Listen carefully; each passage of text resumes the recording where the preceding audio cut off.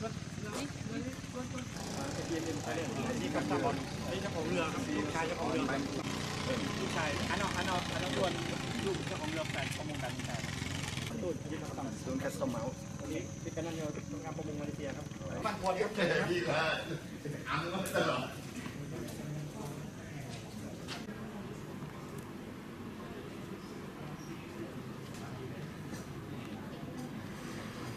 ครับสวัสดีตอนเช้าดูซับตอนนี้มันเป็นชื่อข้างหน้าครับรอท่านเดียวแล้วกันที่เราก่อนประมาณ5 นาที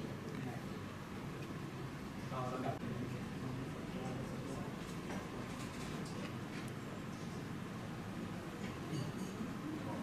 สุรกากรนะครับด่านตรวจประมงนะครับแล้วก็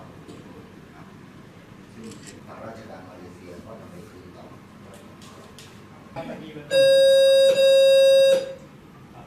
kerja hari ini kerana pakai ini dia kena curi dari Malaysia kan. ท่านนี้เป็นรองนายกสูงสุดของพันตำรวจตรีครับกำลังพลก็ประมาณ150 นายเรือประมาณ10 ลำ Good morning เกิดว่าเรือจะวิ่งไปก็อยากจะให้มีอุปกรณ์เช่นเร็วต้องแจ้งความแล้วก็ทางซ่อมเขาก็ต้องสั่งขอบคุณมากครับไม่มีอะไรถ้าเดี๋ยวมอบอำนาจให้ผมจะไหม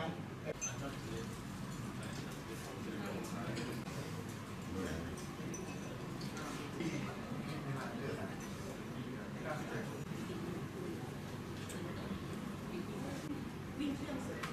อยู่แล้วค่ะมันจะลอยลำ เมื่อกี้ไม่ได้ก็ไม่เป็นไรจะร่วมรับเดี๋ยวได้ทำเป็นงาน รูปนะพี่นีโอเคไหมขนมด้วยป่ะ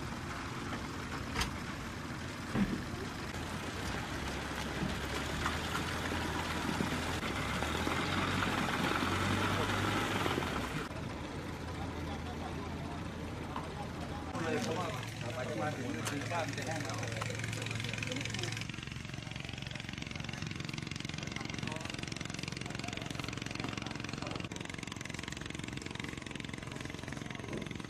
ได้อยู่อาจจะนี่เขาก็นั่งไปเลยใช่เขานำไปไปก่อนมันกลับมา